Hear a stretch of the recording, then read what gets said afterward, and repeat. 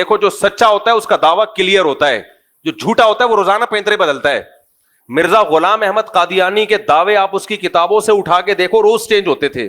کبھی کہتا تھا میں ذلی نبی ہوں, کبھی کہتا تھا میں سچی مچی کا اوریجنل نبی ہوں, کبھی کہتا تھا میں وہی مسیح موعود ہوں جو عیسیٰ علیہ السلام نے آنا تھا وہ میں ہی ہوں, کبھی کہتا تھا میں امام مہدی ہوں. کسی ایک بات پہ ٹکا نہیں ہے وہ, کیونکہ جھوٹے آدمی کو فیور چاہیے جس طرح جو بن پڑے.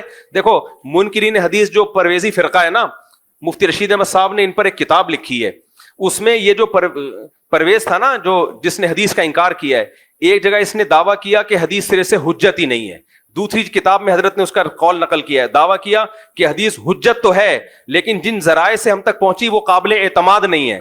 تیسری جگہ اس نے دعویٰ کیا کہ حدیث حجت تو ہے اور قابل اعتماد بھی ہے لیکن صرف صحابہ کے لیے. حضرت نے فرمایا یہ ایک ہی آدمی, ایک تنظیم کے مختلف آدمی نہیں ہے, ایک ہی آدمی کے تین متضاد دعوے ہیں.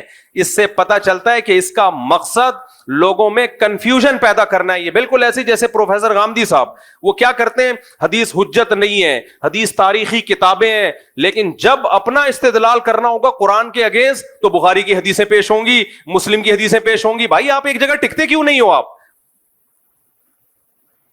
جب آپ کو فیور چاہیے تو بخاری بھی آ رہی ہے, مسلم بھی آ رہی ہے, اور جب آپ کو فیور نہیں چاہیے تو یہ تو تاریخی کتابیں, ان کی کوئی حیثیت نہیں ہے. بخاری مسلم میں ہے نا آف اللحا, داڑھی بڑھاؤ, رکھنے کا نہیں ہے بڑھانے کا ہے. غامدی صاحب نے کہا بڑھانا ضروری نہیں ہے.